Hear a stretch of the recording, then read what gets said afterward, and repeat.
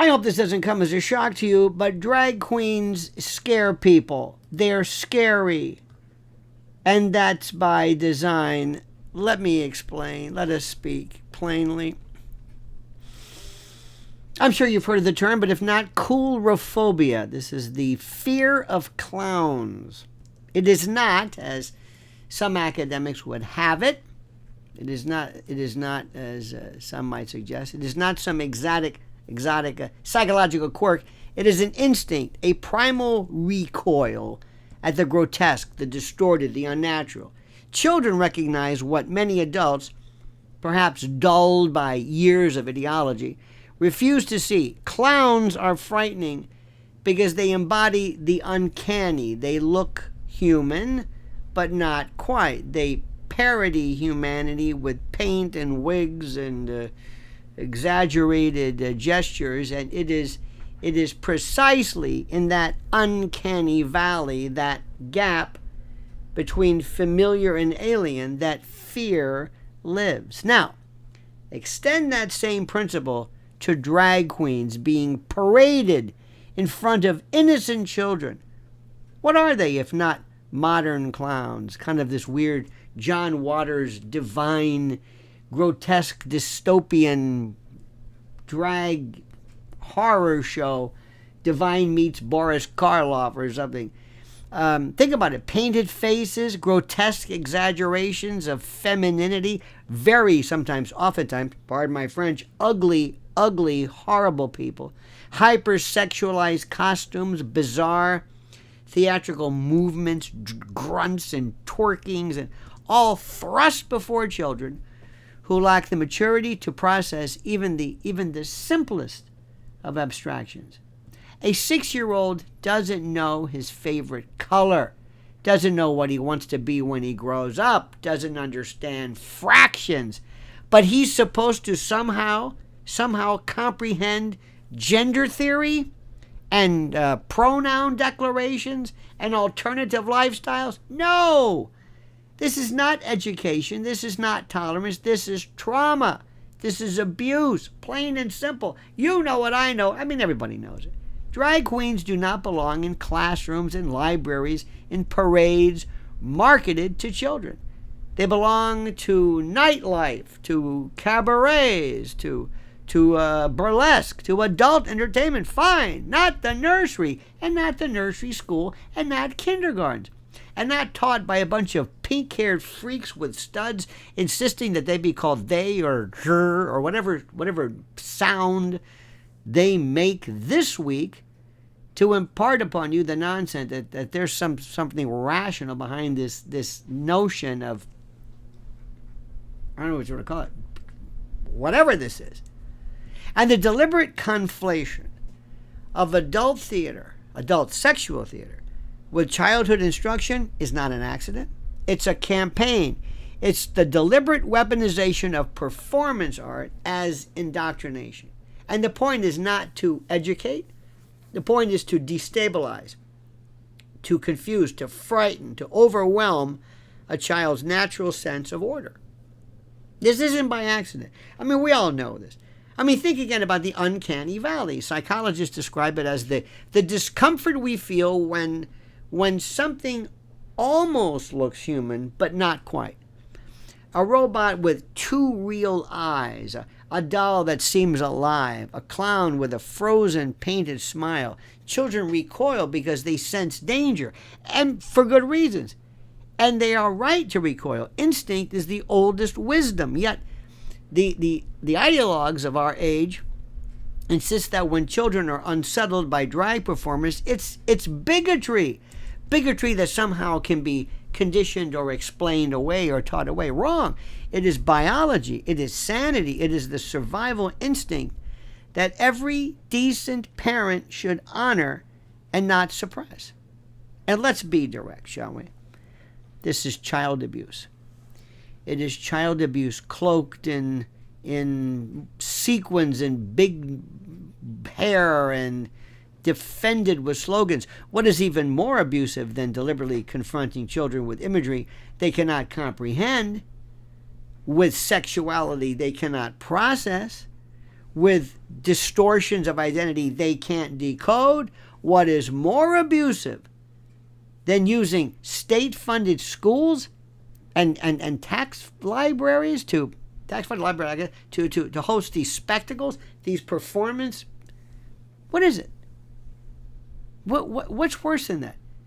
That would in any sane society be restricted to late-night adult-only venues? What is happening here? How did this ever come about? How is it even tolerated? And we sit back and we allow it. Nobody screams that it be shut down immediately because they're afraid, because they don't want to in any way violate the progressive message. You know, we prosecute those who expose children to pornography.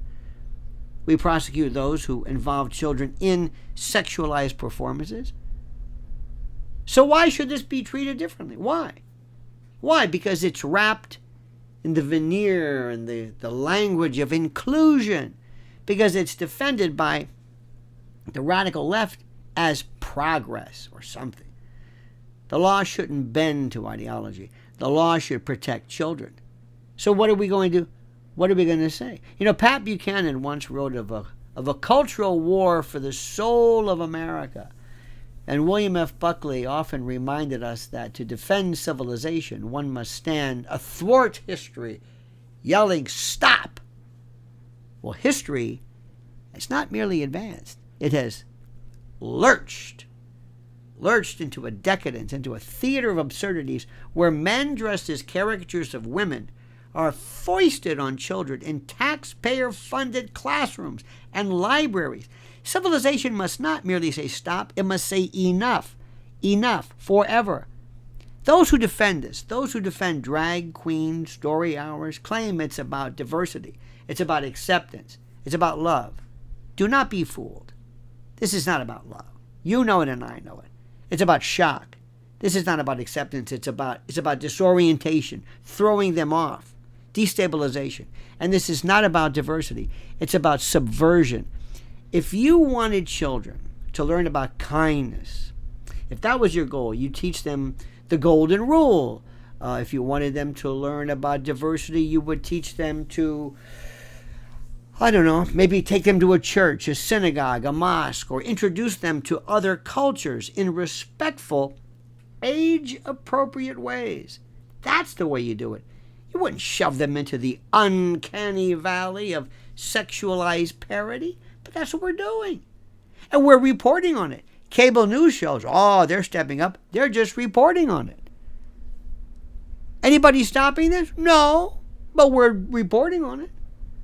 Children do not need drag queens. Children need fathers. Children need mothers. They need boundaries. They need stability. They need order. They need discipline. They need love.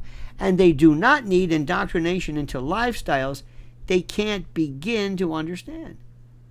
To do so is to, in effect, really, if you think about it, to mutilate innocence. So let's stop pretending, all right? A man in fishnets reading to children in a public library is not literature. It's not education. It is theater, sexual theater, and it's inappropriate. And when society applauds it, society is complicit. It's almost an accomplice in grooming. Yes, you heard me, grooming. That word must be spoken, because grooming is not only the act of preparing a child for sexual abuse, it's the act of desensitizing a child to sexual contact, breaking down natural barriers of modesty and instinct. You see, drag queen events for children do precisely this. They numb children to the unnatural. They make them unaware. It doesn't seem shocking anymore. So it makes them more vulnerable and more likely to be victimized. Coulrophobia, again, the fear of clowns, is not irrational. It's the body warning the soul.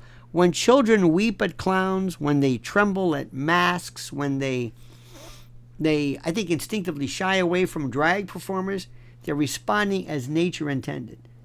They're saying, this is not right, this is not safe, there's something wrong here. And the monstrous, incalculable sin of our age is that adults, parents and teachers and bureaucrats are silencing that instinct. They're telling children, you must smile, you must clap, you must accept this. This is child abuse. This is tyranny. This is the destruction of innocence. Now, It also must, listen carefully, it must be prosecuted, not merely condemned in speeches, not merely, debated in op-eds, but prosecuted. The state has an absolute obligation to protect minors from sexual exploitation, to protect children, innocent children, our children, from trauma, to protect them from psychological manipulation that masquerades as entertainment and inclusion.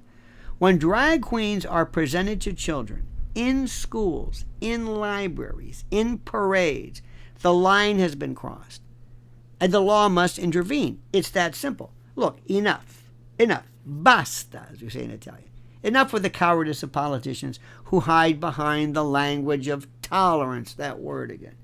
Enough with school boards who capitulate and surrender to activist mobs. Enough with pastors who remain silent. Enough with parents who trade their children's innocence for social approval. This is not compassion. This is betrayal. This is betrayal, plain and simple. Society cannot survive if it does not protect its young. A civilization, a group, a community that cannot distinguish between nurturing and abusing, between educating and indoctrinating, between, as I like to say, orange juice and orange drink, between reality and parody, is a civilization on the edge of collapse. The radicals know this, and they press their advantage. They believe you will do nothing. They know you will do nothing. They believe you will comply. You will comply and you will consent and you will roll over as you always do.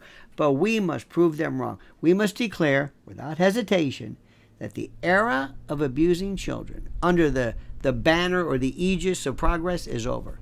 We must draw the line, my friends, and enforce it with the full weight of the law. No more drag shows for children. No more uncanny valley indoctrination. No more psychological experiments on those too young, too innocent, too precious to protest. Protect the children, protect the families, and protect their future, and prosecute the abusers. And remember this: when the clowns come smiling and painted and parading under banners of love, it's not comedy. It's not kindness. It's the mask of exploitation. And it is our solemn duty to rip that mask off. Do you hear what I'm saying? To stop this. We have to do everything in our power to stop this. Now, I don't know why this is so difficult for people. Maybe it's just maybe they don't want to give up their progressive IDs or their membership cards. I don't know. But this has got to stop now.